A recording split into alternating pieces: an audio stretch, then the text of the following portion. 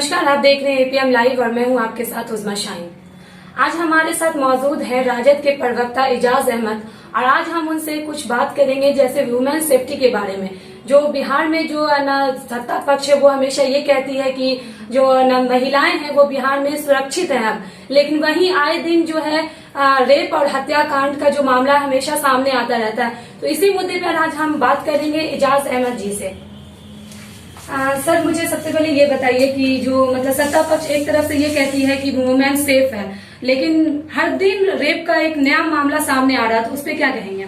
देखिए, सबसे बड़ी विडंबना ये है कि बिहार सरकार महिलाओं की सुरक्षा में पूरी तरह से असमर्थ है। 16 वर्षों की सरकार में जिस तरह से आपने देखा होगा कि महिलाएं असुरक्षा के भाव में जी रही हैं, ये सिर्फ इनका ढकोसलाबाजी है। सुशासन के नाम पर यहाँ पर लूट का शासन चल रहा है। माननीय सर्वोच्च न्यायालय ने भी हस्तक्षेप करके कहा कि बिहार में पुलिस का राज चल रहा है। पुलिस राज का मतलब होता है आम आवाम पर आतंक का राज, और आतंक का राज सिर्फ पुलिस के द्वारा आम आवाम पर ही चलता है। अपराधियों के सामने पुलिस बौने बन के खड़ी है। आपने देखा होगा अभी 3 दिन पहले मुंगेर में 8 साल की बच्ची के साथ जिस तरह से रेप की घटनाएं हुई, और उस मामले को दबाने का प्रशासन की ओर से लगातार प्रयास किया जा रहा है। हमारी पार्टी के डेलीगेशन महिला प्रकोष्ठ के अध्यक्षा के नेतृत्व में वहां गई, सारी बातों की सच्चाई को सामने लाने का काम किया है। वहां के स्थानीय एसपी से मिल करके सारे बातों को अवगत भी कराया है, लेकिन अब तक एक भी अपराधी गिरफ्तार नहीं किए गए। ये कहीं ना कहीं महिलाओं के असुरक्षा का ही मामला है। यहाँ पर सबसे बड़ा कांड हुआ था मुजफ्फरपुर बालिका गृह कांड, जहां पर बच्चियों के साथ किस तरह का अत्याचार की घटनाएं हुई, उसका वर्णन मात्र से ही रोंगटे खड़े हो जाते हैं। ये सरकार पूरी तरह से महिलाओं के असुरक्षा के मामले में फेल है। महिलाओं के साथ जिस तरह से जुल्म और ज्यादती इस सरकार में हो रहा है, इस सरकार को अब 1 मिनट भी बने रहने का अधिकार नहीं है। हम समझते हैं कि सरकार महिलाओं के बारे में ये बताने का काम करे कि 16 वर्षों के अंदर उन्होंने किस तरह से महिलाओं की सुरक्षा प्रदान की है, किस तरह से उन्होंने महिलाओं के साथ हो रहे जुल्म को रोकने का प्रयास किया है। दरअसल सिर्फ जुमलेबाजी की सरकार है और जुमले के आधार पर यह सरकार चल रही है। केंद्र में भी उसी तरह की सरकार है, बिहार में भी उसी तरह की सरकार है।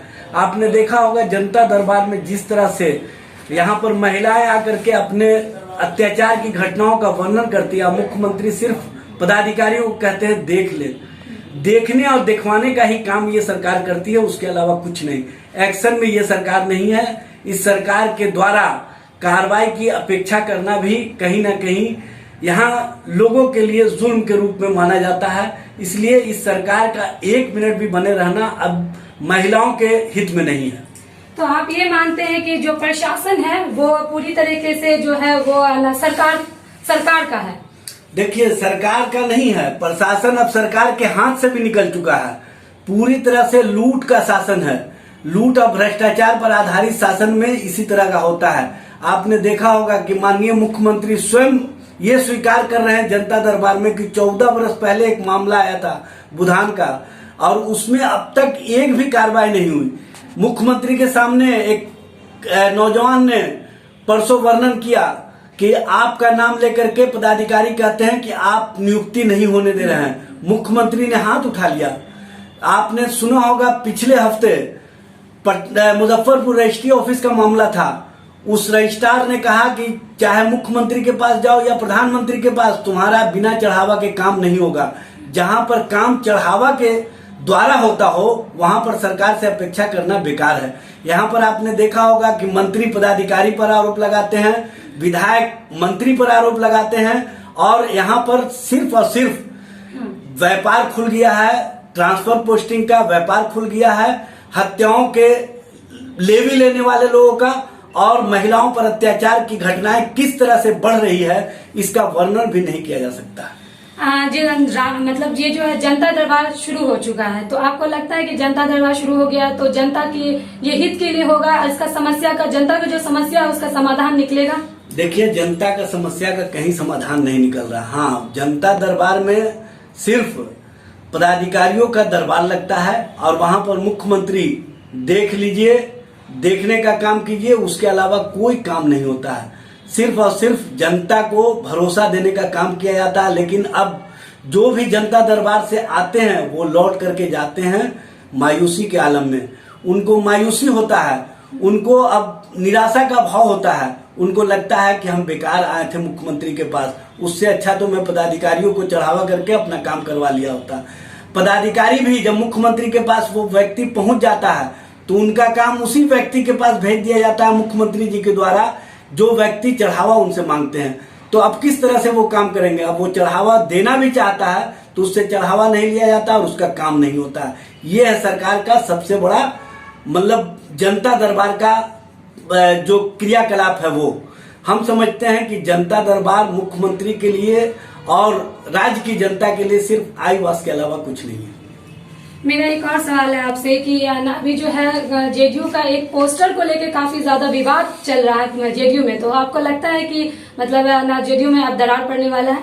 देखिए, जेडीयू में क्या होगा नहीं होगा ये उनका आंतरिक मामला है, लेकिन स्पष्ट है कि अब जनता दल यू नीतीश कुमार जी के हाथ में नहीं रहा। जनता दल यू कहीं ना कहीं जो उनके कॉकस के लोग हैं उनके हाथ में चला गया, और कॉकस जिस तरह से चाह रहे हैं उस तरह से पार्टी को चला रहे हैं। ये पार्टी अब समाजवाद की विचारधारा पर नहीं, आरएसएस की विचारधारा पर चल रही है। तो जहां पर विचारों का टकराव होगा वहां पर इसी तरह का मामला आएगा सामने, और इसी तरह का बयानबाजी भी आएगा, इसी तरह का पोस्टर का भी मामला आएगा। इसलिए इस दल से अब ये उम्मीद करना कि समाजवाद को या जो सामाजिक न्याय की या विकास के मामले में इस सरकार से कोई या इस दल से कोई उम्मीद किया जाए, ये बेकार की बात है। आपकी ही पार्टी का एक बयान आया था कि 15 अगस्त को तेजस्वी यादव जो है वो गांधी मैदान में झंडा फहराएंगे, तो क्या आपको लगता है कि इस बार तेजस्वी यादव झंडा फहराएंगे? देखिए, अभी 15 अगस्त नहीं आया, 15 अगस्त को आने दीजिए, उसके बाद फिर पूछिएगा ये सवाल तो अच्छा रहेगा। नहीं तो आप इस चीज को मानते हैं कि आपके ही पार्टी के जो प्रवक्ता थे उन्होंने ये बात कही थी, तो आप इस बात को मानते हैं? देखिए, मानने और नहीं मानने का बात नहीं है, पूरी सरकार अंतर्द्वंद में जी रही है। आप देख रही होंगी कि माननीय मुख्यमंत्री की बातों को अब उनके मंत्री ही नहीं मानने का काम कर रहे हैं। उनके मंत्री का ही विश्वास अब मुख्यमंत्री पर नहीं रहा, तो इस सरकार से क्या अपेक्षा किया जा सकता है? ये सरकार अपने अंतर्द्वंद के कारण जल्द ही गिर जाएगी, क्योंकि गिरी हुई सरकार से अब गिरने की उम्मीद नहीं किया जा सकता है। चोर दरवाजे से बनी हुई सरकार है, इसको जाना ही होगा।